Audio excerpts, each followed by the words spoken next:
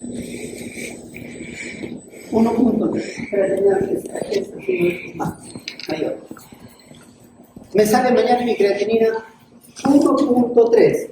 ¿Tendré injuria renal aguda? Me dice más de 0.3. O sea, tendría que tener 0.4, 0.5, pero el 0. Miren, es tan poquito la diferencia que muchos pacientes van a tener, y por eso esta enfermedad no la reconocen mucho. Porque simplemente en horas o días o semanas va a incrementar una parte muy pequeñita de creatinina, 0.4 prácticamente hacia adelante. Aquí cuando ya se lleva 2 o 3 veces, son estadios, son como gravedades. Estadio 1, estadio 2, estadio 3, es como decir más grave o más grave. ¿Sí? Entonces, incrementos de creatinina. Aquí no hablamos para nada de tasa de filtración glomerular, ni depuración de creatinina, sino solo del valor de creatinina. Entonces, pero además tenemos no solo creatinina, sino diuresis. Esta es la diuresis de una persona normal, más de 0.5 mililitros por kilo por hora. Significa que si yo lo mido a una persona en 6 horas, mínimo 6 horas, yo puedo decir que esa persona tiene injuria renal aguda. ¿Qué significa? Por ejemplo, una persona de 60 kilos, pensemos de 60 kilos, ¿cuánto tendría que orinar mínimo en 6 horas para decir que esa persona está orinando normalmente? 60 kilos por 6, ¿cuánto sería? 360 si orinara 1 mililitro por kilo, pero tenemos que disminuirlo porque es 0.5 el límite. ¿Cuánto tendría que mínimamente orinar esa persona en 6 horas? 180. O sea, lo mínimo que podría orinar una persona de 60 kilos en 6 horas es 180 mililitros. Pero es por kilos. Entonces, eso nos permite diferenciar a una persona de 40, de 50 o de 100 kilos. Cualquiera de estos dos me dan injuria renal aguda. Cualquiera. Entonces, la persona que venía, le decía, la otra vez creo que les contaba, la persona que venía, que dijo, yo he ingresado normal al hospital y miren cómo estoy saliendo, y salía sin manos y pies. ¿Por qué llegaba ella al hospital? Porque orinaba. ¿Y qué le dijo el médico? No, tienes un cálculo que se ha obstruido. Mañana lo sacamos y orinarás normal. El otro día intentaron sacar el cálculo y el problema no era un cálculo. ¿Cuál era el problema? Injuria renal aguda. No era un cálculo.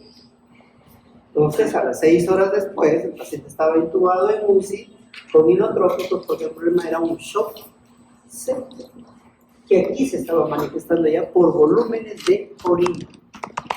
Entonces, es muy fácil, miren, detectar o aquí ya menos de 0.5, pero en 12 horas, o en 24 horas, pero ya más poquito orinando, o el paciente que no orine, anuria en 12 horas. Ponen una sonda, pone y no orinas, en 12 horas, nosotros decimos ya está en el estadio 3, muy avanzado de la injuria renal aguda.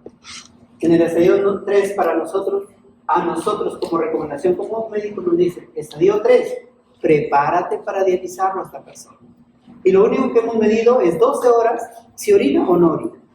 Y ya teníamos un daño muy severo en nuestras personas.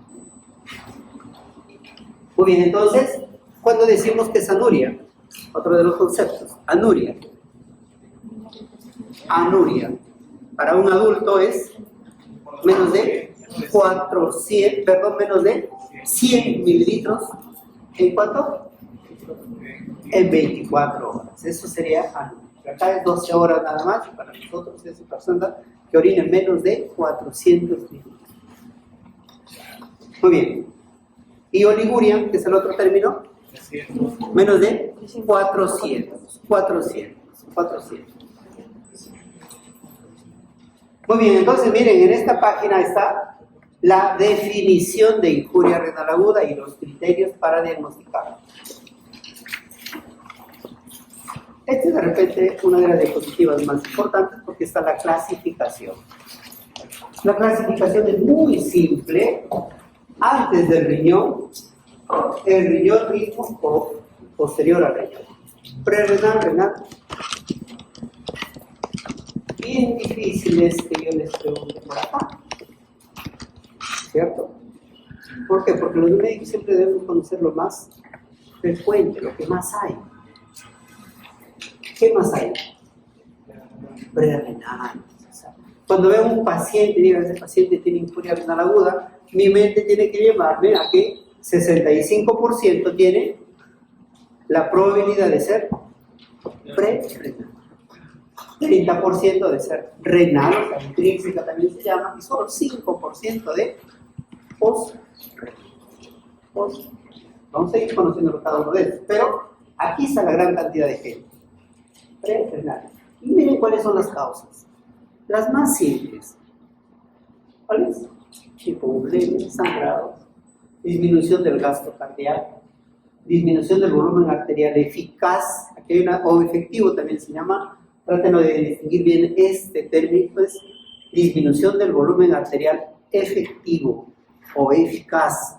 ¿Qué significa? Que yo puedo tener volumen en mi sangre, pero no está llegando efectivamente a mis órganos. ¿Qué significa? Por ejemplo, un paciente con cirrosis, un paciente con insuficiencia cardíaca, está lleno de sangre, está lleno de volumen, pero ¿a dónde no llega esa sangre? A los riñones, al cerebro. A eso se llama disminución del volumen arterial eficaz o efectivo. ¿Ya? Deficiencias de la autorregulación, por acá siempre les voy a hacer preguntas de esta parte. De la autorregulación y dos medicamentos o dos grupos de medicamentos muy importantes, los usamos con mucha frecuencia. Vamos a ver. En la renal es muy fácil de orientarse a ustedes. Es muy fácil que se orienten en renal, muy fácil, miren. El renal significa el daño del riñón en su estructura del riñón. Acá estamos hablando de que el daño no ha sido en el riñón, ha sido una hipovolemia. El riñón prácticamente está intacto, pero aquí sí va a haber lesión renal. Aquí la van a diferenciar muy rápido por la estructura que se daña. Glomérulos, túbulos, intersticio y vasos. No hay más células, no hay más otras que se dañen en el riñón mismo. Glomérulos, las enfermedades, ¿cómo se llamarán? Glomerulonefritis. Túbulos. ¿Cuál será la enfermedad? La más frecuente es necrosis tubular aguda. Necrosis tubular aguda. Intersticio, se llama las enfermedades. Nefritis intersticial, muy fácil de aprender. ¿Y las vasculares cómo se llaman? Vasculitis. Vasculitis. Entonces, miren, se daña, es muy fácil de que ustedes lo vean aquí porque el daño es en estructuras. Glomérulos, túbulos, intersticio o vasos. Las enfermedades que van a acompañar a eso es las glomerulonefritis, las necrosis tubulares agudas. Hay otros tipos de daños tubulares, pero la más importante es la necrosis tubular aguda. Es las nefritis intersticiales y es las vasculitis de medianos y pequeños vasos, que son vasos del riñón, medianos y pequeños vasos. No hay otros daños acá. Pero los túbulos, a su vez, miren, que es lo importante, los túbulos, no los glomérulos. Los túbulos, a su vez, tienen varios tipos de daño. La isquemia, donde está la necrosis tubular aguda, es isquémica. La sepsis estará acá, y las toxinas. Las nefrotoxinas o las toxinas renales. Entonces, cuando la pregunta sea, ¿las toxinas qué estructura te dañan? Vamos a ver algunas diferencias ahí con el lupus. ¿Qué dañará? Glomérulos. Entonces, pudiéramos ver que daña prácticamente todas las estructuras del riñón. ¿Ya? Por ejemplo, vasculitis, decimos las vasculitis. Hay varios tipos de vasculitis. Entonces, daña los vasos. Y posrenal, que simplemente el 5% de todas las lesiones renales agudas son posrenales, una cosa muy infrecuente. Es cualquier estructura finalmente. Pasado el riñón, cualquier estructura podría obstruir un cálculo. Las más frecuentes en los hombres serán las hipertrofias prostáticas, los cánceres, serán las obstrucciones. Estoy conociendo un poquito más. La prerrenal, ¿qué decíamos? Hipovolemia, insuficiencia cardíaca o una mala autorregulación. Autorregulación, vamos a ver arteriola aferente, arteriola deferente. A eso nos referimos, autorregulación. La autorregulación. Muy bien, generalmente para que un paciente haga una injuria renal prerrenal, tiene que tener algún factor de riesgo. O sea, ustedes por una deshidratación difícilmente, si no tienen un factor de riesgo, difícilmente lo van a hacer. O sea, el riñón se defiende muy bien. Tiene que haber algún factor de riesgo. ¿Cuál es el mecanismo? Simplemente disminución de flujo. No hay otro mecanismo, menos flujo. Si no llega sangre al riñón, ¿qué no va a haber? Filtrado y no va a haber función renal. Es muy fácil de entenderlo. No llega sangre, no forma orina, no forma filtrado, no elimina creatinina. Y ese es el mecanismo. Si por acá quisiéramos entenderlo a través de las fuerzas de Starling, veríamos que la presión con la cual se está haciendo la filtración glomerular aquí es muy poquita, 10 milímetros de mercurio. ¿Esto qué significa? Si por ejemplo nosotros nos medimos la presión sistólica, ¿cuánto tendríamos? 100, 120, normal. ¿Con cuánto de filtración sale aquí? ¿Con cuánto se está formando la orina? 10 milímetros. ¿Dónde se está quedando toda esa presión? Si aquí lo tengo 120, ¿dónde se queda? Para que llegue con 10 nada más. Porque el sistema no soporta más presiones. 10 milímetros de mercurio. Cuando llegan más presiones, todos estos sistemas se autorregulan o se destruyen. 10 milímetros de mercurio. No llega más, miren. Es una presión tan bajita. ¿Dónde se va quedando? Se va amortiguando en todas las arteriolas, porque por acá tenemos la aorta, ¿cierto? La aorta, arteria renal y todas esas arterias lo irán amortiguando para que aquí llegue solamente 10 milímetros. Por eso, ¿con cuánto funcionaremos normalmente nosotros? ¿Cuánto para que llegue sangre adecuado al riñón? ¿Cuánto será? Hablábamos en sepsis, hablábamos de una presión arterial media más de 70. Algunos lo ponían en 65, decían. Miren, presión arterial media, estamos hablando de una presión de 100, 60, para que este sistema funcione. En el libro lo van a encontrar en el carro, dice una presión arterial media, presión arterial sistólica menos de 90, usualmente estos sistemas ya se están disminuyendo. O sea, ya significa que el paciente puede estar bien, pero ¿a quién lo está sacrificando un órgano? El paciente todavía tiene autorregulación cerebral. O sea, el flujo al cerebro va a estar muy bien todavía. ¿A quién lo va a sacrificar? A las arterias, a las venas, a las extremidades y dentro de ellos a los riñones. De los 5 litros que nosotros tenemos como gasto cardíaco por minuto, ¿cuánto va al riñón? De 5 litros, el gasto cardíaco es 5 litros por minuto. Bombea 5 litros por minuto. ¿Cuánto va al riñón? 20%. Miren cuánto va. 2 litros están circulando en el riñón por minuto. Está yendo. Por eso en 5 minutos está dando vuelta toda la sangre por ahí. Por eso una toxina, la toxina hace tanto daño, por ejemplo los venenos de serpiente,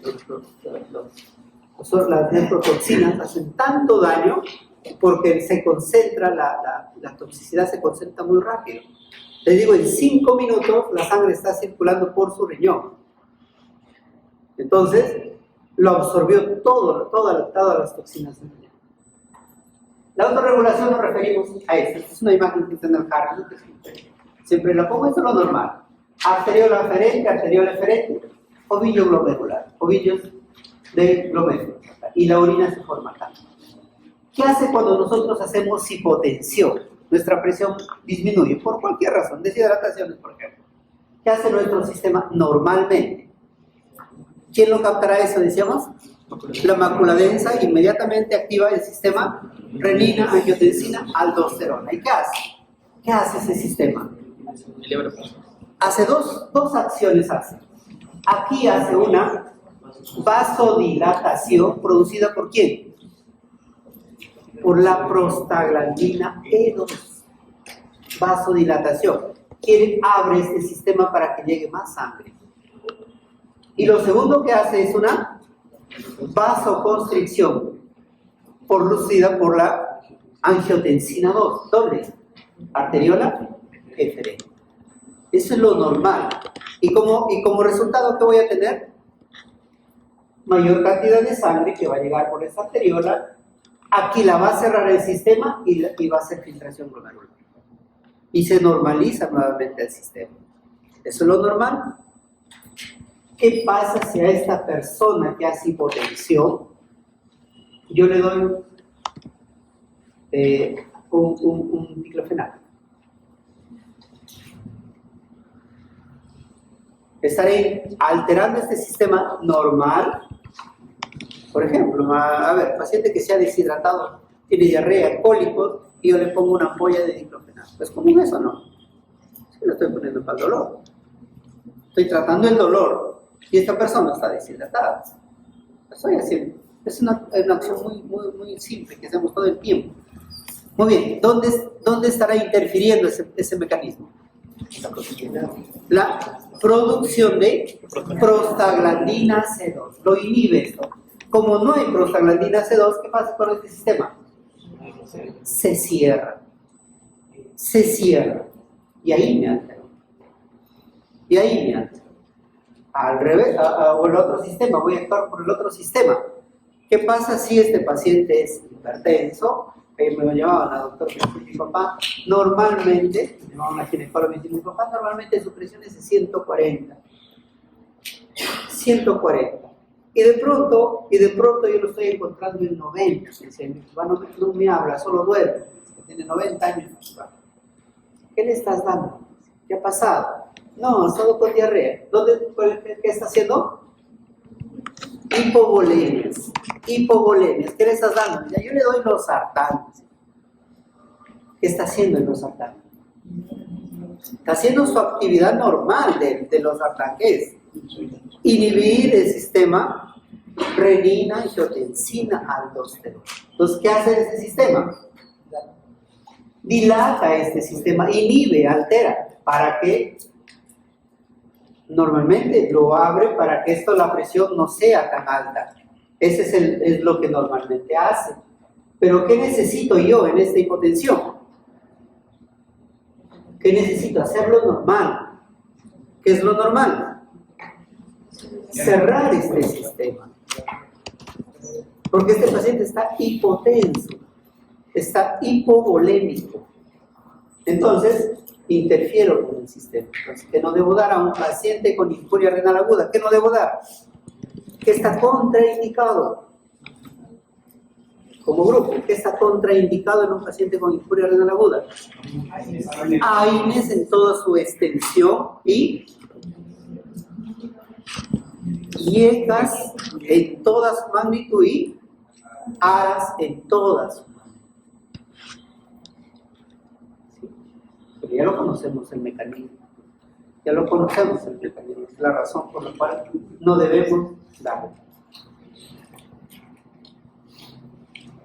Esa es la prerrenal. La renal, yo les decía, les he puesto toda esta imagen porque la renal intrínseca, es todas las alteraciones. Los glomérulos. Medalla de los glomérulos. ¿Quién decíamos que lo alteraban? Las glomerulonefritis. Todas las enfermedades que tengan daños glomerulares me causarán injuria renal aguda de causa glomerular. Los túbulos, ¿se dañan los túbulos? Sí, hemos dicho, la enfermedad aquí la más importante será la necrosis tubular aguda, que es una consecuencia ¿de qué? De la hipovolemia. Miren, comenzó con una hipovolemia y injuria prerrenal, pero como se mantuvo esta hipovolemia, seguía el paciente sin llegar sangre al riñón. Si no llega sangre al riñón, y nos vamos a la primera diapositiva, ¿qué irrigaban las arteriolas? ¿Qué irrigaban? A los túbulos. Entonces, si no llega sangre, ¿qué se van a dañar? Los túbulos, la enfermedad se llama necrosis tubular. Fácil. Pero decíamos, los túbulos también se dañan por toxinas. Ya lo vamos a ver en una foto de se llaman por toxinas. Se dañan por sepsis. Son los tres mecanismos: nefrotoxinas, sepsis y necrosis o isquemia, necrosis tubular aguda. Se daña el intersticio, las enfermedades intersticiales, y se dañan los vasos, las vasculares. La sepsis, por ejemplo, ¿cómo se daña la sepsis? El mecanismo de daño de la sepsis, hasta ahorita no se entendía mucho, es una diapositiva que salió el año pasado, porque no se entendía mucho. Lo primero que nosotros decíamos de daño de sepsis, ¿qué era? Como estos pacientes con sepsis están chocados o están hipovolémicos, ¿cuál decíamos que era el daño? Si el paciente está con hipovolemia, ¿cuál decía el mecanismo de daño? ¿Cuál era? ¿Dónde la clasificamos? Prerrenal. Ahí nos quedamos. Hasta hace 3 o 4 años, el daño era básicamente prerrenal. Hasta que descubrimos el daño endotelial. El daño de la sepsis, lo que explicábamos en la coagulación intravascular diseminada, las lesiones de los vasos, las vasculitis, y la lesión, ¿cómo se llamaban estos? Estas proteínas que le decía, protege a los vasos, el glucophage. El glucophage, le decía, esto se daña. Esto se daña. Y si esto se daña, le decía, la otra vez le explicaba, si esto se daña, ¿qué pasa ahora con todas las toxinas que llevan la sangre? Con todas las proteínas que lleva la sangre, con todas las células que lleva la sangre? Se adhieren a estas paredes, El mismo líquido se va, se llama filtrando. Eso se llama edema, es lo que tenemos en los pacientes, edema. Y lo mismo sucede en los riñones. Entonces ya no en sepsis ya no era un daño solamente por hipotensión. ¿Y de dónde se comenzó a descubrir esto? Que pacientes con sepsis sin hipotensión hacían injuria renal aguda. Y si nuestro mecanismo era inicialmente hipotensión, entonces decíamos, ¿y por qué lo ha dañado su riñón si el mecanismo es hipotensión y este no ha tenido? Entonces ahí vemos que el daño también era del endotelio. ¿Sí? Era una lesión endotelial. Con todos los mecanismos del endotelio. Entonces, por sepsis hay varios tipos. Hay, por ejemplo, en sepsis nosotros decimos que el paciente está con vasodilatación, porque ¿qué se liberaba? Óxido nítrico en una gran cantidad. Pero la persona no se queda con esa vasodilatación, con un gran óxido nítrico, sino ¿qué hace? Responde. ¿Y el vaso qué hace? Libera sustancias que hacen vasoconstricción. ¿Cuáles? La endotelina, es una sustancia fundamental. Miren, entonces está oscilando hipotensión, hipertensión, vasoconstricción. Las trombosis microvasculares que decíamos, o sea, la coagulación intravascular diseminada también ocurre en los vasos del riñón. De tal manera que, miren, ya tenemos 3 mecanismos: hipovolemia o isquemia, tenemos el daño endotelial y te dañan las trombosis, las coagulaciones intravasculares diseminadas. La isquemia, la necrosis tubular aguda, se llama isquémica también, necrosis tubular aguda, sí. Acá de repente pónganlo, similar, porque en algunos libros lo van a encontrar, necrosis tubular aguda. Lo he puesto por su mecanismo. ¿Cuál es el mecanismo de estas necrosis tubulares agudas? Es la isquemia. Entonces decíamos, no llega sangre, estos son imágenes del Harrison, no llega sangre, por lo tanto, se dañan los túbulos, se necrosan los túbulos. ¿Qué pasan por acá? Son los mecanismos, los túbulos y los vasos. Ambos mecanismos suceden. Daños a nivel de túbulos y a nivel de los vasos que lo están rodeando, los túbulos. La isquemia. El mecanismo inicial, ¿cuál es? La hipotensión, la hipofiltración, la hipoperfusión.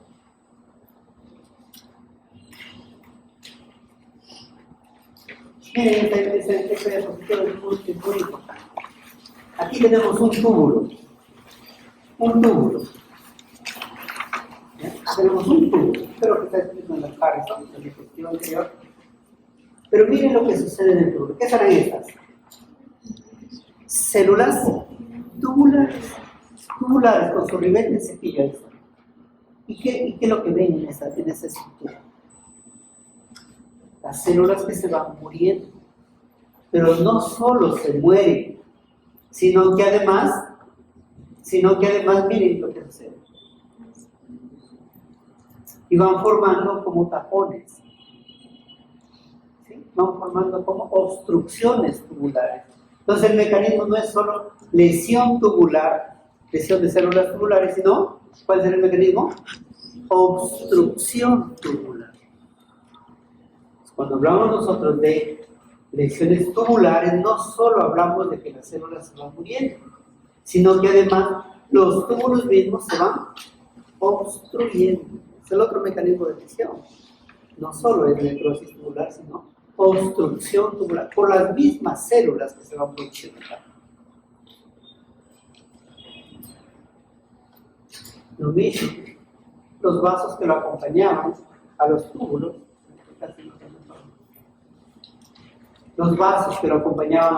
estaban al ladito. Entonces, túbulo, vaso, se van dañando los dos. Entonces, son isquémicos, se van dañando los dos. Y en el vaso, ¿qué sucede? También las células endoteliales también se van dañando. También va saliendo líquido acá al intersticio. También va subiendo edema. Y se activa todo el sistema inflamatorio. Finalmente, se daña un vaso, una célula, el cuerpo no se queda tranquilo. ¿Qué hace como respuesta a esto? Activa nuestro sistema inmune. Y de pronto lo que era una hipotensión, ahora es una gran actividad de células inflamatorias, de interleucina. Esta diapositiva es muy importante que lo entiendan, porque miren, lo que nace como una injuria renal aguda, eso se aplica mucho para la isquémica, lo va destruyendo a los túbulos, células tubulares, la va destruyendo, la destruye, la obstruye, pero ¿qué capacidad tiene? Es un epitelio. ¿Y los epitelios qué características tienen? Regenerarse. Entonces, solamente yo que tengo, esperar. Sucedió momento de inicio, sucedió una lesión, hipotensión, un sangrado, una hemorragia. Esa es la injuria. Se lesionó, ya sé que ese paciente, como quedó sin sangre su riñón, ¿qué va a hacer? Necrosis tubular aguda. Pero yo qué sé, que se va a recuperar. Solo tengo que esperar. Por eso me dice la fase de mantenimiento, donde el riñón se está recuperando sus células, de nuevo su epitelio se está regenerando y nuevamente se regeneró. ¿Cuánto tiempo ha ocurrido? Máximo 30 días. Pero aquí lo ponen 10 días. Es como una herida.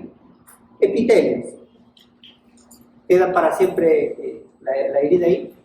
No, se regenera, se repara. Lo mismo acá se repara. Esa es la otra característica de la injuria renal aguda. ¿Cuál es? La recuperación. La recuperación. No es así la crónica. Es otra diferencia. O sea, aparte del tiempo, la crónica es irreversible. Esto es reversible. ¿En qué se basa? En este mecanismo de regeneración de los epitelios tubulares. Las toxinas, dos procesos producen: injuria de los túbulos y procesos inflamatorios también dentro de los túbulos. Lo más importante es la injuria tubular. ¿Qué hace? Forma cristales, como les decía, forma como tapones, que los veíamos, los túbulos se desprendían como ladrillos y lo obstruían los túbulos. Obstrucción tubular. Miren el mecanismo de las nefrotoxinas. Es este también. Pero también hay un proceso inflamatorio. Y cuando hablamos de toxinas, hablamos de muchas sustancias. Dentro de ellos, la gran cantidad son los medicamentos. Los aminoglicósidos a la cabeza de todos. Gentamicina, amicacina, las toxinas. Toxinas endógenas, ¿cuáles nos referiremos? Lo endógeno, lo que yo produzco como toxina. ¿Cuáles? La mioglobina en grandes cantidades. ¿Cuáles? La mioglobina. La hemoglobina libre. La hemoglobina siempre está unida dentro de los eritrocitos, pero si está libre, la mioglobina, si está libre, es tóxica. Son toxinas endógenas, la mioglobina, la hemoglobina. Exógenas, las picaduras de serpiente, las picaduras de araña, los venenos. Y los medicamentos. Generalmente tienen que ver pacientes con alto riesgo. Contraste. Siempre ponemos tomografía con contraste. Hablamos del contraste, los medios del contraste. Generalmente hablamos del yodo o del bario. Del yodo o del bario, los medios de contraste. Miren, ¿qué son? Nefrotoxinas. Generalmente a una persona con función renal normal no hay ningún peligro. El problema es cuando esa persona no es normal, no tiene riñones funcionando normal. ¿Quién puede ser? Puede ser un anciano, puede ser un diabético, puede ser un hipertenso, puede ser un paciente deshidratado. Y a ellos le ponemos un medio de contraste. Este medio de contraste, yo le decía, ¿por qué le decía llega tan rápido al riñón? Porque el riñón llega el 20% del gas cardíaco. O sea, le decía, en 2 minutos, en 3 minutos, toda la sangre ya ha pasado por el riñón. Y si en el riñón esto se va a acumular, ahora se acumula absolutamente todo dentro del riñón. Entonces, ¿qué hace? ¿Qué hace este medio de contraste? Aquí están los mecanismos de visión del medio de contraste. Hace una hipoxia medular, no deja que el oxígeno penetre fácilmente a los túbulos. Hay una toxicidad directa, aprendes este mecanismo. O sea, toxicidad directa, simplemente se junta con las células epiteliales o las células del túbulo. Solo directamente es como la aspirina con la toxicidad directa en el estómago, a las células gástricas, toxicidad directa, y automáticamente la está dañando. Y el otro mecanismo es obstrucción tubular, que decimos, los túbulos se lesionan por obstrucción, porque las células se desprenden y solitas se van obstruyendo, porque las células se van dañando, toxicidad directa, o porque nosotros no lo dejamos que se irrigue adecuadamente. Los 3 mecanismos de lesión del túbulo. Eso hace los medios de contraste. Los medicamentos. El doctor estaba dando este mecanismo, cómo nos dañan los aminoglicósidos. Entonces, si la persona ha inventado 100 medicamentos, 100 antibióticos, ¿qué es lo que elegimos? Justo elegimos un nefrotóxico. Justo elegimos un nefrotóxico. Amicacina. Es el medicamento más utilizado. De repente por la facilidad, de repente, pero no es lo más adecuado. ¿Quién hace la gentamicina? Tiene como poros, abre poros dentro de la célula. Ese es un túbulo, una célula tubular. Y miren donde se concentra, se va concentrando. Lo que se concentra generalmente en los nombres de los ribosomas, en los lisosomas, que es la célula que ayuda a digerir las sustancias tóxicas. Pero no hace solo eso, no lo acumula solo en el lisosoma, sino en el lisosoma va al aparato de Golgi y activa las caspases. Al activar caspases, ¿qué hace? Programa la muerte de esta célula por apoptosis. Esta célula prácticamente está condenada a morir. ¿Sí? Entonces, estos medicamentos. Acá hay varios tipos de medicamentos y cada uno con mecanismos distintos, pero generalmente los daños son a nivel de túbulos y a nivel de intersticios. Necrosis tubular aguda, los aminoglucosos, necrosis tubular, necrosis de células, túbulo, necrosis tubular aguda. Mecanismo. La anfotericina B causa una vasoconstricción extensa, la ciclovir, el otro día la esposa de uno de los traumatólogos del hospital nos llama, toda mi esposa ya no orina. ¿Qué ha pasado? No, es que le ha dado herpes simple, le ha dado herpes zóster. ¿Y qué indicamos en el herpes zóster? Aciclovir. La dosis son bien altas. Y este paciente ya tenía una insuficiencia renal crónica. Este medicamento se va en grandes cantidades hacia el riñón y que ocasiona obstrucción. Espera, ya va a pasar. Vean las cefalosporinas, nefritis intersticial. Las cefalosporinas, nefritis intersticial. El intersticio. El cisplatino, estos son medicamentos para el cáncer. Y las endógenas, yo les decía, una rhabdomiólisis es la enfermedad endógena más, de repente la más aparatosa, la que más peligro nos da, porque se libera gran cantidad de hemoglobina, pero sobre todo mioglobina, porque es rhabdomiólisis. Puede suceder, por ejemplo, por el aplastamiento, por las quemaduras. Un accidente en el tránsito lo lesiona los músculos. Esos músculos liberan sus toxinas o liberan las sustancias que tienen. Y dentro de ellos, la más peligrosa para nosotros es la mioglobina, que se libera de acá de los músculos. Entonces, va grandes cantidades de mioglobina al riñón y me ocasiona necrosis tubular. Mecanismo, sustancia endógena. Pero también, por ejemplo, cuando lo ponemos quimioterapia a un paciente. Al poner quimioterapia, ¿qué tratamos de hacer? ¿O qué hacemos? Al poner quimioterapia, destrucción celular. Y si yo destruyo una gran cantidad de células, ¿qué voy a tener? Todos los metabolitos que la célula van a liberar. Dentro de ellos, ¿cuál es el más frecuente que nosotros vemos? Es el ácido úrico. Y la enfermedad se llama síndrome de lisis tumoral. El hematólogo, cuando está tratando a estos pacientes, nos avisa: le estoy dando grandes dosis de medicamentos a un paciente.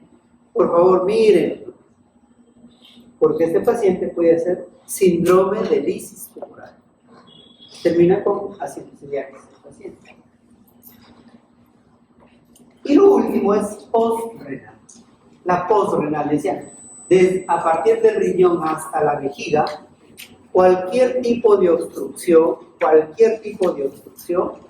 causa una injuria renal aguda, siempre y cuando sea en días, horas o semanas. Ayer me invitaba al consultorio una niña de 12 años y el papá le decía: doctor, vengo porque su barriga no lo noto normal. Y tiene una barriga del ombligo hacia abajo. Cuando ustedes de repente les ayudan, les enseñan a examinar el abdomen, hay dos tipos de tumoraciones. Hay aquellas que tienen concavidad hacia abajo y hay aquellas que tienen concavidad hacia arriba. Lo frecuente nos dice: las que tienen concavidad hacia abajo dependen de arriba. Algo de arriba está creciendo para abajo. Y las con cavidad hacia arriba tienen de abajo vienen hacia arriba. Examiné este niño, tenía como una pelota. Vaya a hacer la ecografía. Tenía una niña de 12 años, tenía una vejiga de 1 litro de orina. Orinaba, ¿y orinaba normal? Sí, orina normal. Y la orina ahí se quedaba en su vejiga. Se llama vejiga, orina por rebosamiento. ¿Sabe? Lo que tiene de más de litro sale y se sigue quedando. Pero no era agudo, pues era crónico. Era crónico. Entonces, cualquier obstrucción, esa niña tenía hoy día la veía con el urólogo, esa niña tenía una obstrucción en el cuello de la vejiga. Ahí estaba la obstrucción, tenía una vejiga neurogénica. Entonces no orinaba esta persona y tenía la vejiga muy grande. Y estaba todo esto obstruido. Y los riñones ya no eran así, los riñones no eran, se llama hidronefrosis a toda esta dilatación. Era una hidronefrosis severa de los dos lados. Entonces son obstrucciones postrenales. Pero miren, hay un mecanismo acá, y esto es importante que lo aprendan. Hay un mecanismo, porque la obstrucción comienza por abajo y decimos, ¿y cómo lo va a dañar al riñón? Si la obstrucción está por acá en la vejiga. Entonces, ¿qué comenzar a ver? Un aumento de una presión. ¿Qué presión será? Hidrostática, pero dentro de este lumen, de este uréter. Y poco a poco se irá extendiendo hacia arriba. Aumento de presión hidrostática. Si nosotros nos fuéramos a una diapositiva que les presenté, ¿con qué presión decíamos que se filtra el riñón? 10 milímetros de mercurio. Si aquí está totalmente obstruida esta orina, el riñón no deja de funcionar. Sigue produciendo orina, sigue produciendo orina, sigue produciendo orina. Entonces, la presión que va a llegar hasta acá, ¿cuál va a ser? Llega a presiones de 100 o 200 milímetros. Están llenos de orina. Entonces, ¿qué va a pasar con el riñón? Una presión tan alta que se opone a la presión de filtración. ¿Qué va a pasar? No filtra. Y lo que comenzó como una obstrucción, ¿cómo va a terminar? Por una destrucción de la barrera de filtración, por el aumento de presión hidrostática. El mecanismo será aumento de presión hidrostática a nivel de los uréteres, o de regreso, ¿sí? O retrógradas. Es el mecanismo inicial de la reacción. Muy bien, de ahí activará el sistema renina-angiotensina, porque finalmente el sistema renina-angiotensina, ¿qué detecta? Mala irrigación. La va a detectar eso. Va a terminar lo mismo que las obstrucciones que activan el sistema renina-angiotensina, que se hablaba de los dos tipos de receptores de la angiotensina, le decía el AT1 y el AT2, y la AT1 le decía una de las funciones más importantes era vasoconstricción, pero no es la única función. Decían, había mucho más funciones. ¿Y la otra cuál era? A nivel del corazón, les presentaba la otra vez. Hacía fibrosis. ¿Qué? Va a ser fibrosis a nivel del riñón. Comenzamos con obstrucción urinaria. Ahora tengo el riñón fibrosante.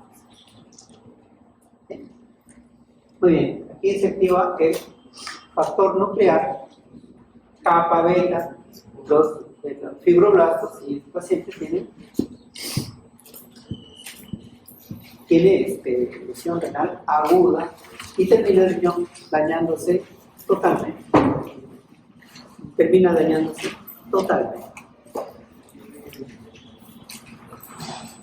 La enfermedad renal crónica. La enfermedad renal crónica, ya les decía, la diferencia es, primero es el tiempo, hablamos de 3 meses, pero la otra característica, como les decíamos, que era irreversible. Irreversible, es la persona que llega y dice, doctor, ¿y ahora qué hago? ¿Qué tenemos que decirle?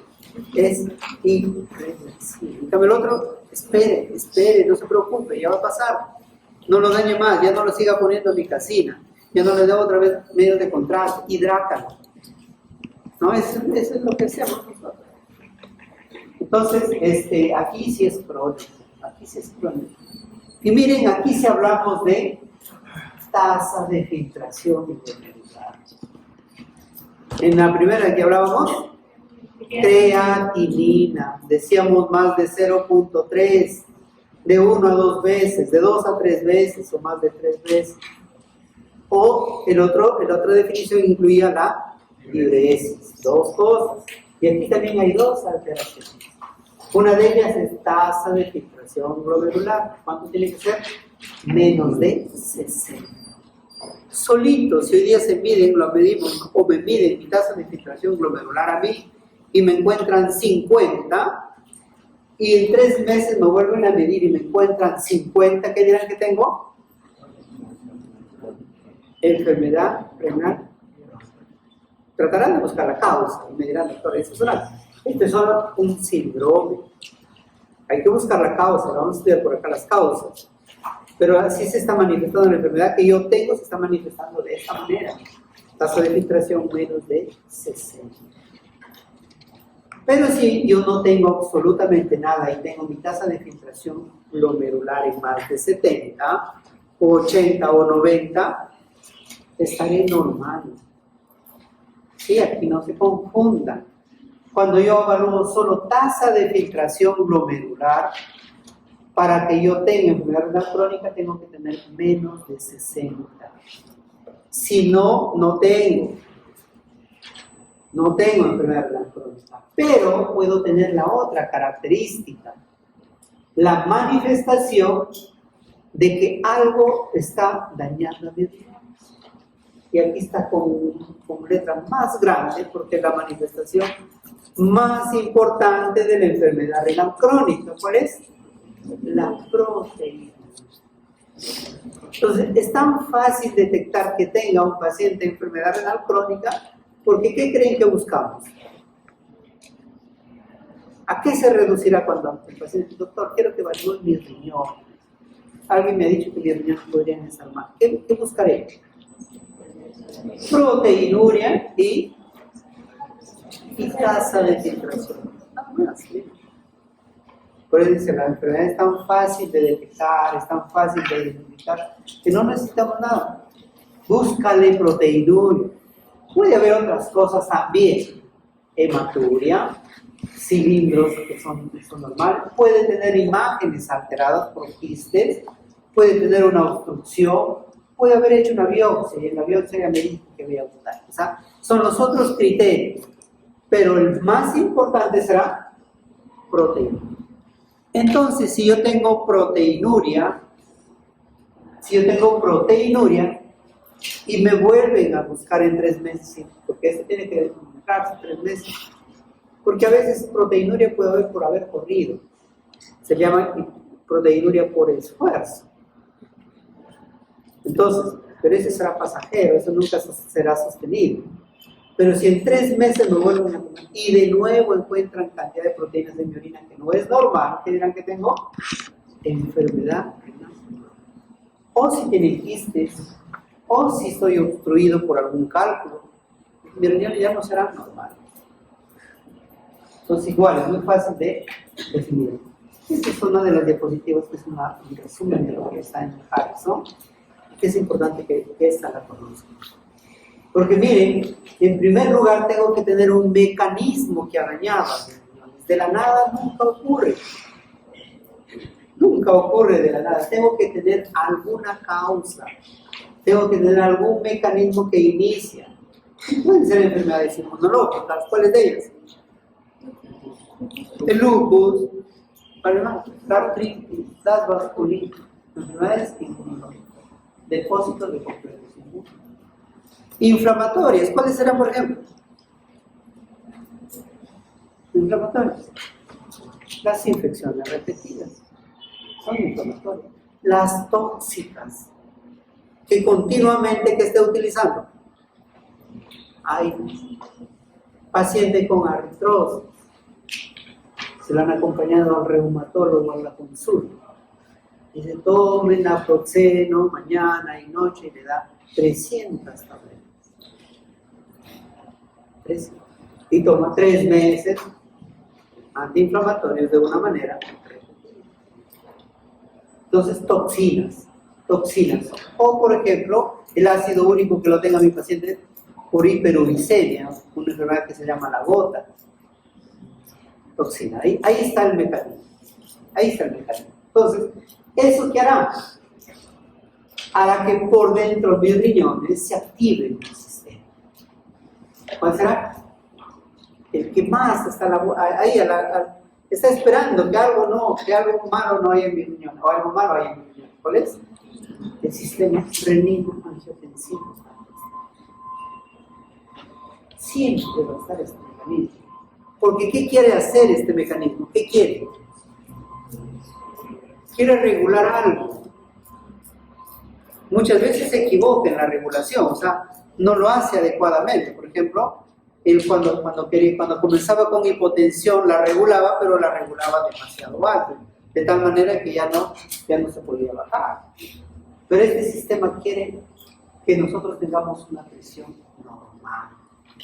Y eso es lo que consigue. Pero, por ejemplo, si es crónicamente, yo voy perdiendo nefronas ya. O sea, yo voy perdiendo unidades del riñón. Es como cuando le saca a una persona un riñón. Le detectaron un tumor y le sacaron un riñón. ¿Qué creen que pasa en el otro? Comienza a hacer esta acción. Porque primero lo hacían la función los dos, pero ahora se quedó solito. ¿Qué hace? Activa su sistema.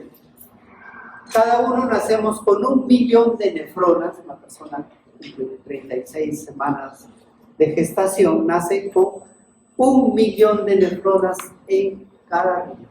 O sea, con 2 millones de nefronas. Pero en cada hipotensiones o por cada edad nosotros vamos perdiendo nefronas. Y por cada antibiótico vamos perdiendo nefronas. De tal manera que cuando llegamos a 60 años, la cantidad de nefronas que tenemos ya no es normal. Por eso decimos que nuestra tasa de filtración glomerular con la edad va disminuyendo, y eso es algo normal, porque vamos perdiendo nefronas.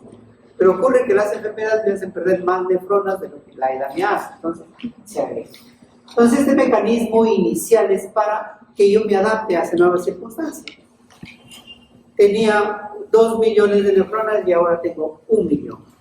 Este sistema quiere adaptarlo a ese sistema. ¿Y qué hace? ¿Cómo se llama ese mecanismo? Lo hace funcionar más. ¿Cómo se llama eso? Hiperfiltración. Hiperfiltración. Pues no solo lo hace funcionar más, sino lo hace crecer a las nefronas que están quedando. Son los 2 mecanismos iniciales de respuesta ante algo que no está bien. La hiperfiltración y la hipertrofia. No dice hiperplasia. Porque si dijera hiperplasia, ¿qué significaría? Y eso no sucede. Eso no sucede. Pero sí las que se quedan comienzan a funcionar más o comienzan a crecerse. Y así se adaptan a este nuevo sistema.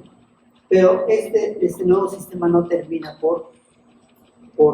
no termina por reemplazar todo el riñón que me he perdido. Y este sistema termina por deteriorarse. Es como la insuficiencia cardíaca. ¿Por qué comienza a crecerse el corazón? Porque el gasto comenzaba a disminuir y se crecía, y se crecía, y se crecía. Pero se crece hasta determinado momento, y de ahí ¿qué hace?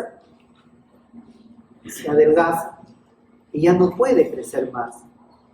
Y hasta en otra fase, sería la primera fase, hipertrofia e hiperplasia. La fase concéntrica de la insuficiencia cardíaca, el engrosamiento del músculo. Pero eso no se sostiene. ¿Y de ahí qué hace la insuficiencia cardíaca? Entra a su otra etapa, la fase dilatada. Lo mismo, entra en su otra fase. Ya esta hiperfiltración ya no es suficiente, porque la persona sigue perdiendo nefronas. Entonces las que quedan ya definitivamente ya entran en un sistema de inadaptación. Ya no es suficiente eso. Y ahora sí comienza a alterarse la estructura. Por acá vamos a ver algunas alteraciones de la estructura. Lo mismo, el mismo esquema. Disminuye mi número de nefronas. Perdí un riñón. O la nefropatía diabética. ¿Qué hizo? Me dañó algunos glomérulos. Ya los dañó. Ya me dejó sin algunos glomérulos. Este es el mecanismo acá. Acá comienza. Aumenta mi flujo. A las que quedan lo hago funcionar más. Esa es la etapa inicial. Pero eso no se va a sostener porque yo sigo perdiendo. ¿No? Y finalmente voy a tener todo este tipo de alteraciones porque las que quedan se siguen perdiendo. Y va evolucionando. En los mecanismos. Miren lo que podría haber comenzado como unas alteraciones hemodinámicas, que decíamos que era hipotensión, alteraciones del sistema renina, angiotensina, aldosterona. Finalmente, lo que comenzó como una alteración hemodinámica termina por hacerme lesiones dentro del riñón mismo, de la estructura. Y comenzó como activación del sistema renina, angiotensina, aldosterona. Pero ahora ya tengo alteración de mi estructura del riñón. ¿Qué pierdo? Proteínas. Comenzaba con una activación del sistema renina, angiotensina. Ahora tengo proteínas. Pero también tengo daños estructurales, en procesos inflamatorios. Decíamos, el factor nuclear capa beta, ¿qué hacía? Fibrosis. Y eso es por lo que se caracteriza un riñón que en lesiones más avanzadas se caracteriza por hacer fibrosis. Miren, este será un glomérulo normal. Esta parte lo ha dañado la diabetes.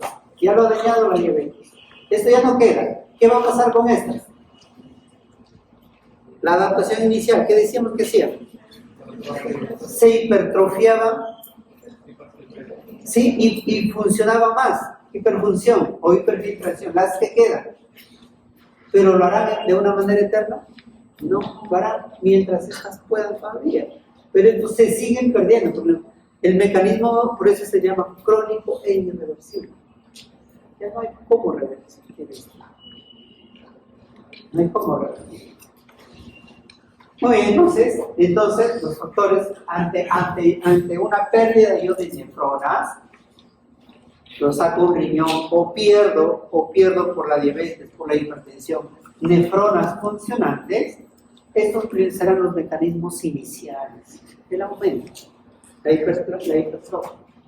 Pero poco a poco yo voy activando sistemas. Miren la diferencia. Este será un riñón normal, son túmulos. Esto será un glomérulo.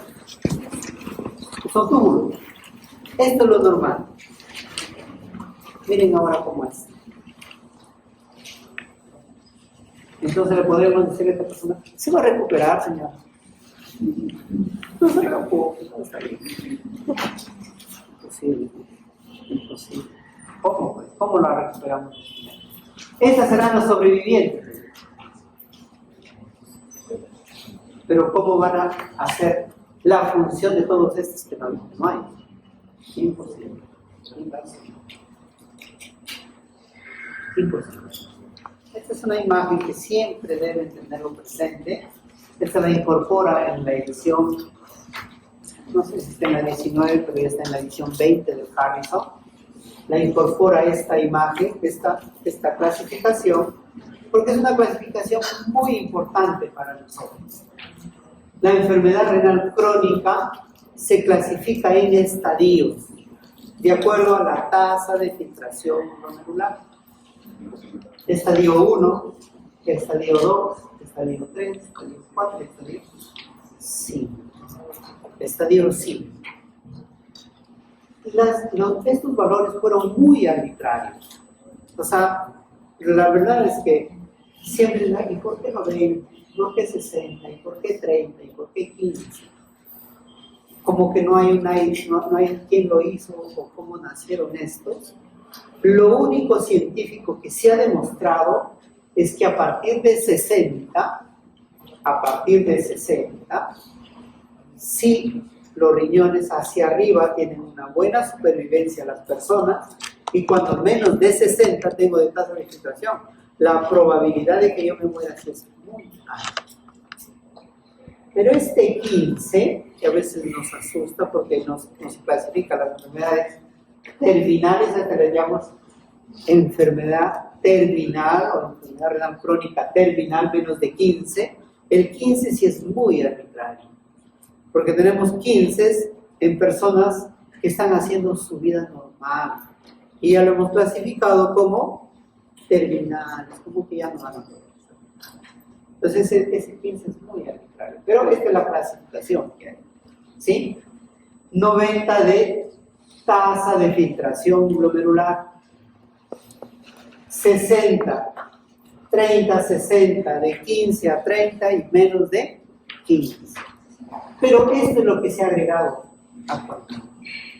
Porque nosotros que le decíamos la importancia de otras sustancias, decíamos, tasa de filtración, creatinina. Pero yo decía, hay otra sustancia que es muy importante. ¿Cuál era? Las proteínas. Y por eso acá le incorporan las albuminas. Las proteínas en la orina, albuminuria. Y miren de qué cantidades hablan. ¿Cuántas? 300. Ustedes han estudiado el síndrome nefrótico.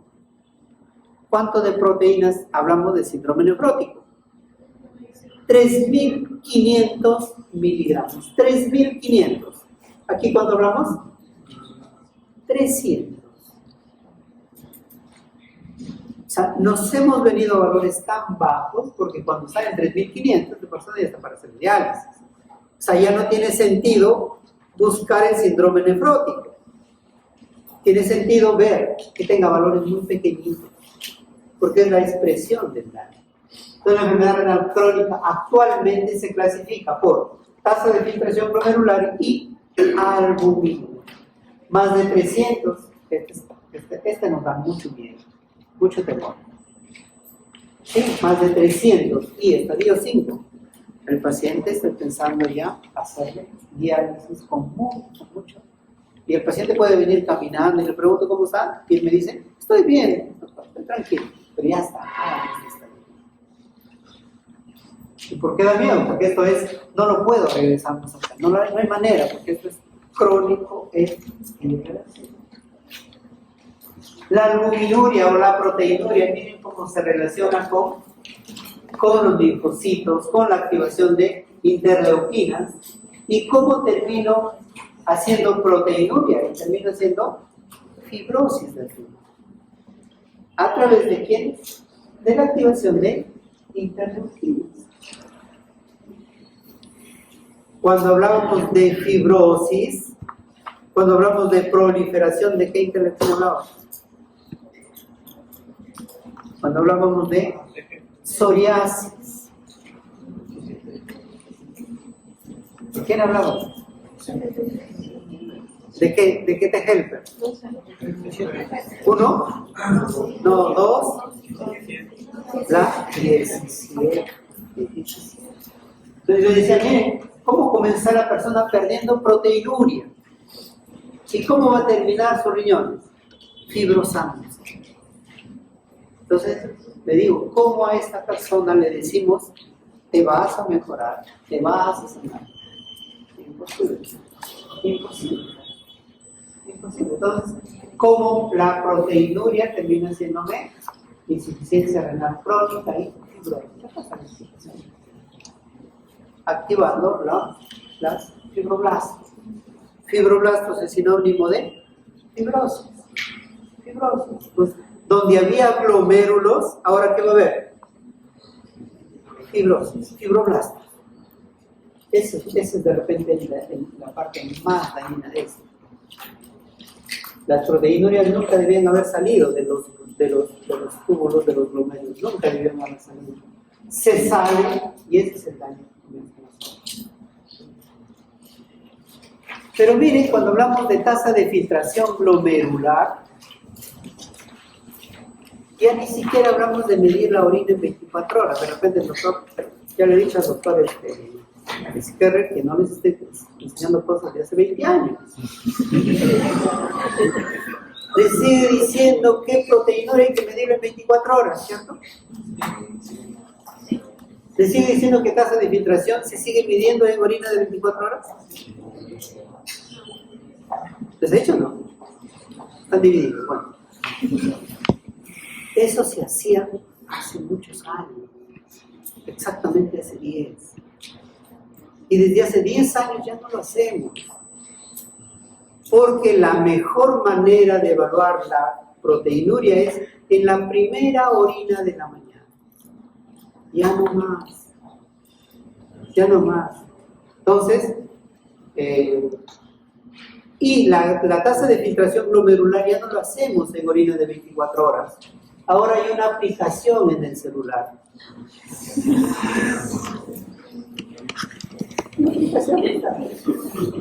Y lo único que te pide es su edad y su creatinina. No, ni siquiera el peso, ya eso lo pedía hace 60 años. Crocó pedía el peso. Edad, peso, creatinina, pedía. Ahora normalmente te pide creatinina. Les trato de explicar, creo que estas son las últimas diapositivas. Les trato de explicar esto. Crocó hizo un estudio en 200 personas sanas, de más o menos 1,70 m, de 70 kilos, de tal manera que su superficie corporal era 1.73. Por eso la fórmula dice 1.73. O sea, escogió personas ideales, ¿no? A mí no me escoge. No me iba a escoger a mí. Entonces, escogía personas que tenían 1,73 m de superficie corporal. Más o menos lo encuentra la persona de 1,70 m y de 70 kilos. En esas personas saludables, midió su creatinina y hizo una fórmula. Y dijo, voy a ver con estas variables, voy a calcular la tasa de filtración glomerular hace 60 años. Y lo hizo la fórmula y se llama la fórmula de Crocó. Por eso la fórmula dice, para una persona de 1,73 m. Pero ¿qué variables incorporaba? El peso, la edad, si es mujer o si es hombre, y la creatinina. Pero miren acá qué variable. Como eran 70 kilos, era lo ideal. Pero ¿qué pasaba si una persona con las mismas características de creatinina tenía 80 kilos y el otro tenía 40? Variaba totalmente, el doble salía. Depuración de creatinina del que tenía 80 kilos era el doble del que tenía 40 kilos. ¿Eso era aceptable? No. Y fue la caída pero duró 60 años y en buena hora, ¿no? En el año 2004 sale una nueva fórmula, se llama la fórmula MDRD, es esta. 2004, ¿qué estudiaron? Estudiaron alrededor de 800 personas, pero que tenían enfermedad renal crónica. Ya no eran personas normales como esto Crocó, estas eran personas con enfermedad renal crónica. Y dijo, voy a inventar una fórmula para evaluar la tasa de filtración sin tener que recurrir a la orina de 24 horas. ¿Por qué no queremos recurrir a la orina de 24 horas? Porque no lo medimos bien y porque es muy variable. Y si hoy día es variable y mañana es diferente, y la tasa depende del volumen, ¿cómo va a ser hoy día y mañana? Diferente. Entonces, era vital sacarlo el volumen de orina. Era fundamental sacarlo. Entonces, nace esta nueva fórmula, 2004, y lo incorporas en 4 fórmulas. El MR 1, 2, 3, 4. Nos quedamos con la 4 porque la 4 incorpora solamente edad y creatinina. Y si es hombre y si es mujer. Para nosotros, distingue también la raza, ¿no? Todas distinguen raza. Generalmente nosotros somos todos mestizos. Pero distingue a los negros, básicamente, la raza negra. Entonces MDRD nace para personas con enfermedad renal crónica y esa fórmula nos sirve muy bien para pacientes que tienen enfermedad renal crónica. De tal manera que no nos sirve para ¿quiénes? Para sanos. Y la fórmula misma decía, cuando tengan personas con tasa de filtración más de 60, no le digan cuánto tiene, porque la fórmula se equivoca. Díganle solamente tiene más de 60. En el año 2009 nace esta nueva fórmula, se llama CKD. Y esta sí fue hecha en 2.700 personas de todas las razas, de todas, y ahí se me incorporaron a mí, ¿sí? Y ahí sí, ahora es para todas las personas. Sí, ahora sí es para todas las personas. Sean sanos, tengan enfermedades, y es la que mejor calcula. Esta la pueden bajar, no por simedazos, es solamente es una calculadora en realidad. Lo único que te pide es creatinina, tu edad, si eres hombre o mujer, y si eres negro en el caso de que haya razas negras. Para nosotros no hay razas negras. Y automáticamente te lanza tu tasa de filtración. Estas son las ecuaciones que no hay manera de poderlas utilizar nosotros, pero como si lo hacíamos manual. Pero ese ya no lo podemos usar manualmente, ya no lo podemos. Pero eso lo aplica, no hace la aplicación. Ya no necesitamos. Muy bien, las causas. Miren las causas, ¿cuáles son? Nosotros tenemos en el Hospital Lasarte dializando a 700 personas. 700 personas. 350 llegaron a la insuficiencia renal del diálisis por diabetes. 50% de las causas es diabetes. 30% es hipertensión y el resto, o sea, 20% será otras causas. Serán las enfermedades poliquísticas, estarán los cálculos, estarán los glomerulonefríticos, el 20%. Entonces, las dos causas más importantes serán, no es el lupus, no es la artritis, no están esas las causas. La causa principal es diabetes. La causa principal es diabetes. La segunda causa más importante es hipertensión. Esto es en el mundo y nosotros estamos exactamente igual en el mundo. Yo siempre hago esta comparación para que ustedes tengan una idea. En Trujillo tenemos 1 millón de pacientes asegurados mayores de 20 años. ¿Ya? Muy fácil de hacer entender esta parte de la epidemiología. Tenemos 1 millón de personas aseguradas mayores de 20 años. La enfermedad renal crónica afecta al 11% de la población mayor de 20 años. ¿Cuántos peruanos somos? 30 millones. ¿A cuántos lo afecta? Miren, estamos hablando del 10%. 3 millones de peruanos con enfermedad renal crónica. En la libertad, asegurado, digo, hay 1 millón. ¿Cuántos habrá? 300.000. ¿Sí? 300.000. En diferentes estadios. Estadio 1, 2, 3, 4, 5. El estadio 3 es el más grande, es el más frecuente. Generalmente está entre 5 y 6%. Miren, el estadio 3. Ahí está la gran cantidad de gente. Estadio 3, estadio 3, estadio 3. Pero al estadio 4 pasan solamente el 0.2%. Y al estadio 5 en diálisis, el 0.2%. Por eso que a nosotros, con 1 millón, ¿cuánto nos corresponderá de pacientes? Estadio 5, 2.000 pacientes. Deberíamos tener 2.000 pacientes en diálisis, como todo el mundo. ¿Cuántos les digo que tenemos? 700. ¿Estaremos muy bien o muy mal?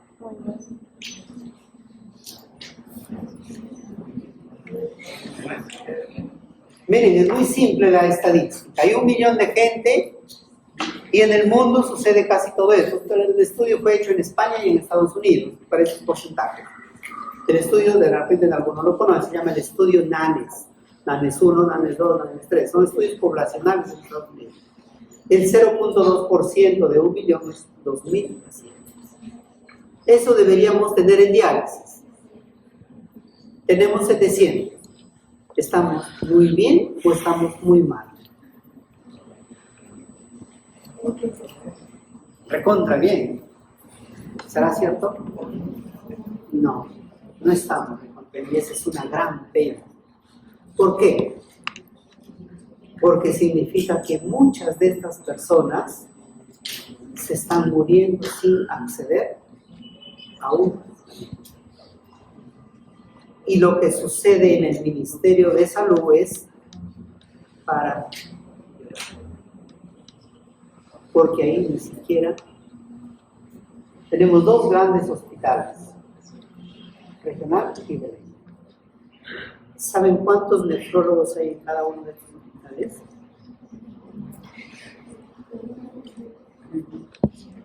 Díganme uno, manito. ¿Uno?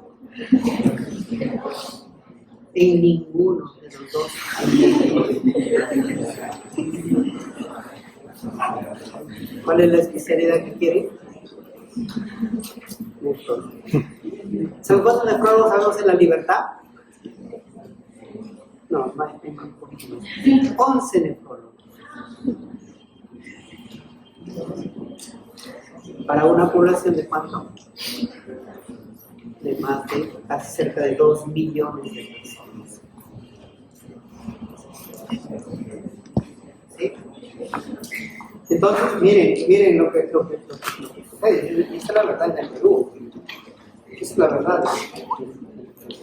La diabetes, como decíamos, que daña los mismos mecanismos de la diabetes que hemos dicho. Esto lo presentamos en nefropatía diabética, en diabetes. El daño crónico de la diabetes, ¿qué decíamos? La vía de los polioles, el daño que hace el sorbitol, la proteína quinasa C, los 6, ahí están. Y aquí estaban produciendo hiperglicemia, los 6, la activación del óxido nítrico, el estrés oxidativo que le decía, el elemento unificador del daño de la nefropatía diabética, ¿cuál era? El estrés oxidativo. Porque todos estos terminaban haciendo estrés oxidativo. Y cuando decíamos, hablamos de estrés oxidativo, decíamos que hablábamos de un mecanismo, de una proteína, que era la proteína que regulaba. ¿Cuál era? El factor nuclear kappa beta. ¿Qué hacía ese factor nuclear kappa beta? ¿Qué hacía? Activaba la respuesta inmune, las citoquinas. Y terminó produciendo citoquinas. ¿Y esas citoquinas a dónde me llevan? A hacer fibrosis. Entonces, miren, como lo que comenzaba con hiperglicemia, ahora termina con destrucción. La hipertensión, activación del sistema renina y angiotensina, fundamentalmente lo que hemos dicho. ¿En qué termina todo ese sistema? Daño hasta procesos inflamatorios, daños celulares directos, pero básicamente son atrofias y fibrosis. La lesión por las glomerulopatías, no lo vamos a estudiar acá, aquí simplemente decimos como una glomerulopatía o como una glomerulonefritis o como un lupus me daña. ¿Cuál es el mecanismo por el cual me daña? Y el mecanismo más importante es los depósitos de complejos inmunes. ¿Sí? Los depósitos de complejos inmunes. Porque ¿qué mecanismo hacen los depósitos de complejos inmunes? ¿Cuál era? La activación del complemento. Me activan el complemento. Y al activar el complemento, ¿en qué termino? Lesión directa de la célula. Así es como me dañan las glomérulas. Principal mecanismo será por activación del complemento. ¿Hay otros mecanismos? Sí. Las trombosis. las trombosis, el lupus, la trombosis, lesiones vasculares, las vasculitis. Pero el mecanismo más importante es la activación del complemento. ¿Por qué? Por el depósito de complejos inmunes. El complejo inmune se deposita y el complemento inmediatamente se activa. Episodios repetidos de insuficiencia renal aguda, deshidrataciones seguidas. ¿Dónde creen que puede ocurrir episodios repetidos de deshidratación? ¿Dónde podría ocurrir? Estamos haciendo episodios de diarreas todo el tiempo. Usualmente por ahí no hay. Habrá una vez, pero no repetidos. ¿Dónde habrá? ¿Dónde podría haber? En los gimnasios. ¿Qué creen que sucede en los gimnasios? Ambientes calurosos, ¿cierto? Sudoraciones excesivas. ¿Qué más? Ejercicios vigorosos. Si esta persona, y encima esta persona está consumiendo, ¿qué consume?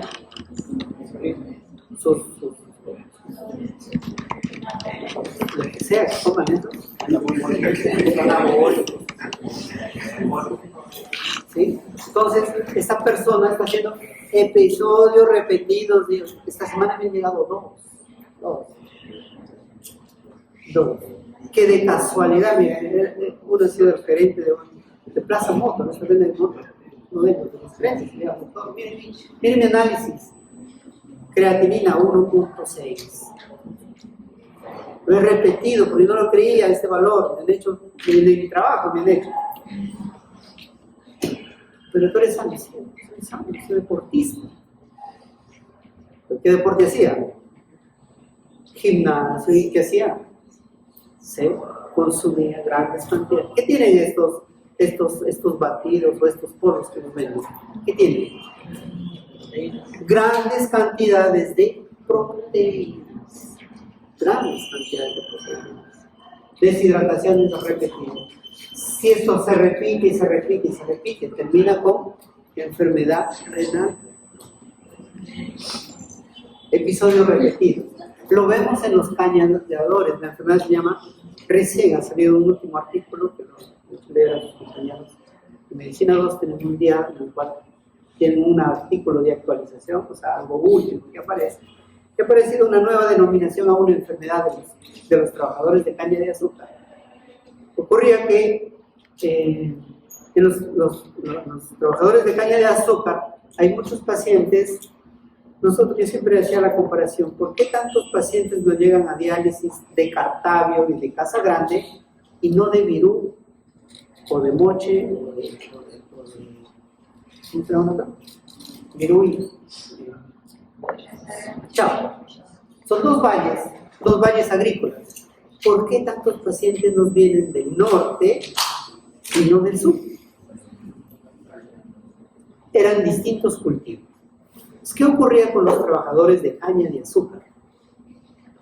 Ellos salen a trabajar en las mañanas, generalmente en el sol, ¿y qué creen que llevan como hidratación? ¿Qué creen que llevan?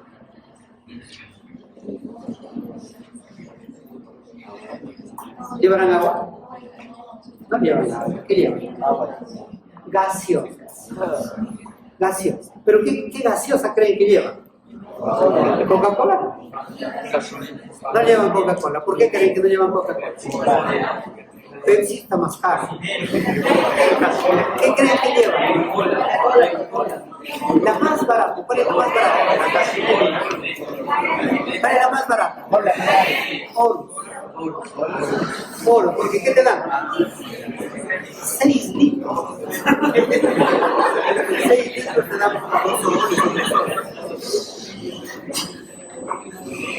Hicieron el siguiente experimento. Pusieron este experimento hace 2 años en Lima. Pero el siguiente experimento. Pusieron ratitas, 3 grupos de ratitas, sometidos a deshidrataciones por el calor. Al primer grupo le dieron acceso al agua. O sea, lo sometían a calor y le dieron acceso al agua. Al segundo grupo le sometieron al calor y le dieron acceso a gaseosa.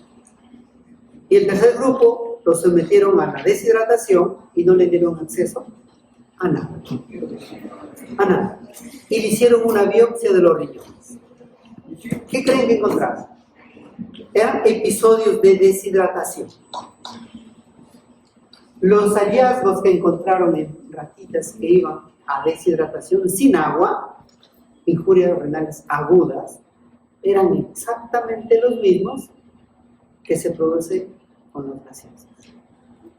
¿Por qué? ¿Por qué la gaseosa no me hidrata?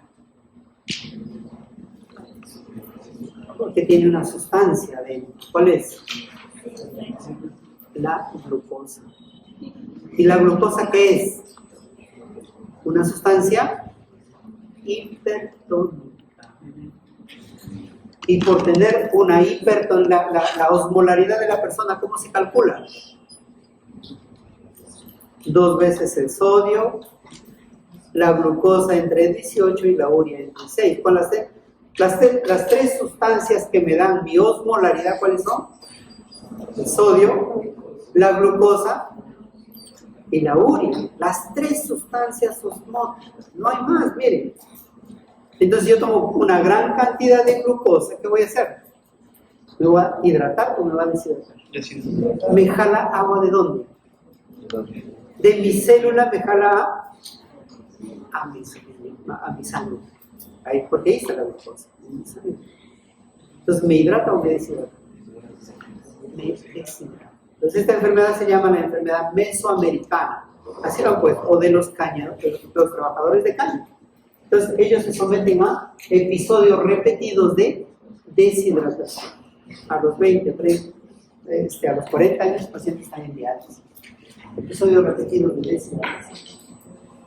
El síndrome urémico ya es una cosa que la vamos a ver en la parte de las manifestaciones clínicas, pero el síndrome urémico simplemente es, miren cuántas alteraciones puede haber en esta persona porque sus riñones no funcionan bien.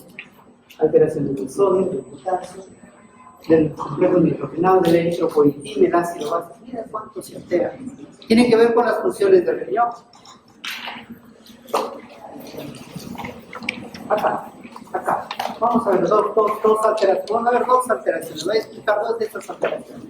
Esto lo vamos a ver en la parte práctica. La enfermedad renal crónica se caracteriza por una anemia. Se llama anemia de enfermedad crónica o anemia relacionada con la enfermedad renal crónica. ¿Cuál es el mecanismo? El mecanismo es que el riñón produce eritropoietina. Si mi riñón no funciona bien, ¿qué no hace? Cantidad adecuada de eritropoietina. Si yo no tengo eritropoietina, ¿esta eritropoietina dónde me ayuda? En el proceso de maduración. Pero si yo tengo enfermedades en las cuales, miren, lo vamos a ver la próxima semana, en las cuales produzco una gran cantidad de citoquinas inflamatorias, me hacen un proceso de resistencia a la eritropoietina. Es como que tengo eritropoietina, pero no hace nada. Se llama resistencia a la eritropoietina.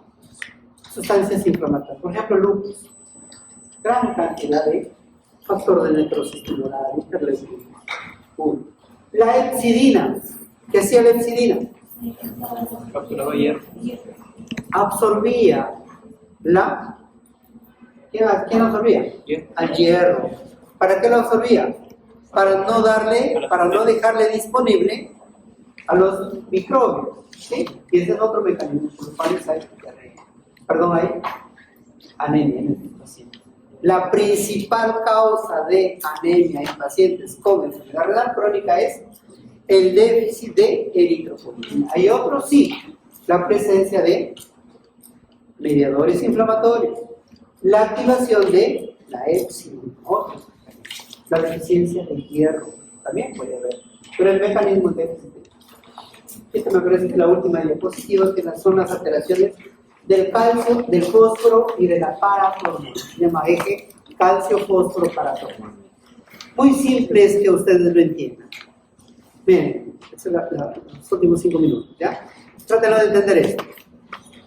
Si mi riñón no funciona normal, voy a tener muchas funciones no normales. Una de ellas se relacionará con el calcio, fósforo y la paratormona. Conforme mi riñón va disminuyendo su filtración o su tasa de filtración, o sea, voy a ir pasando del estadio 1 o 3 o 4, cada vez mis funciones serán menos. Si elimino menos sustancias, habrá aquellas sustancias que se van a ir quedando. En este eje se va quedando el fósforo. El fósforo, una vez que se absorbe, el 100% de eliminación es renal. El potasio, el 90% es renal, todavía el 10% es intestinal. Pero el fósforo es 100% eliminación renal. Si mi riñón ya no funciona bien, ¿qué voy a hacer entonces? La primera alteración, ¿cuál es? Hiperfosfatemia, hiperfosforemia, como quieran decir, o un incremento sérico de fósforo. ¿Por qué? ¿Cuál es el mecanismo entonces? La disminución de su eliminación o la eliminación renal. Primera alteración que tengo. Pero en el riñón se produce la segunda hidroxilación de la vitamina D3. La primera hidroxilación se produce en el hígado, la segunda hidroxilación, la vitamina D activa, la D3 activa se produce en el riñón. La segunda hidroxilación, la vitamina D3 activa. Si yo no tengo riñones funcionando normales, ¿cómo va a ser mi vitamina D? Se va a quedar en vitamina D2 y no va a ser D3 activa. Voy a tener una disminución de vitamina D3 activa. Segunda alteración. ¿Para qué me sirve la vitamina D3 activa? Para absorber el calcio del nivel ¿de dónde? Intestinal. Si yo no tengo vitamina D3 activa, ¿qué no voy a poder absorber? El calcio. Entonces, ¿qué voy a tener? Tres cosas ya tengo hasta ahorita. ¿Cuáles? Hiperfosfatemia o hiperfosforemia. ¿Qué otro? Disminución de la vitamina D3 activa. Y la tercera que voy a tener, hipocalcemia. Hipocalcemia. Tanto la hipocalcemia como el aumento del fósforo, como la disminución de la vitamina D3 activa, para los tres hay receptores en la paratormona. Para los tres. ¿Y qué creen que le dice a la paratormona? Hay mucho fósforo, hay muy poco calcio, o hay muy poco vitamina D3. Y esas tres cosas las está sensando la paratormona. ¿Y qué hace en respuesta a eso? Funciona más. Y eso se llama hiperparatiroidismo secundario. ¿Por qué es secundario a algo? No es primario. Primario es cuando hay un tumor que lo produce la paratormona. Entonces, ¿qué quiere hacer la paratormona? Detecta calcio bajo. ¿Qué quiere hacer? Aumentar el calcio. ¿De dónde lo hace? Lo saca del hueso. ¿Qué más quiere hacer? Quiere aumentar la eliminación del fósforo. ¿Lo puede hacer? No lo puede hacer porque el riñón ya no funciona más, no lo puede eliminar más. Y se sigue produciendo, entonces, hiperfosfatemia, disminución del calcitriol o vitamina D3 activa, disminución del calcio y aumento de la paratormona. Y en el hueso, ¿qué tendré? Se llama aumento de la resorción ósea. ¿Sí? Aumento de la resorción. O sea, la quiere sacar, la quiere regular de alguna manera, el calcio, el fósforo, pero no se puede, pues, porque el mecanismo principal que hace a nivel renal ya no lo puede hacer. Esas son las alteraciones que se producen a nivel mineral o óseo. Esta es una enfermedad que la puso en el calcio porque la pusieron hace unos años, se llama calcifilaxia. Es una necrosis de tejidos blandos, o sea, de la piel, por alteraciones del calcio, del fósforo y de la paratormona. Se llama una calcificación extraósea. O sea, los vasos que llegan a esta zona están totalmente calcificados porque ha habido un aumento de fósforo. Un aumento de la paratormona, de tal manera que ha calcificado. Se llama calcificar. Esta imagen está en la carta, por ejemplo. Muy bien, pueden ir en paz, si no hay preguntas.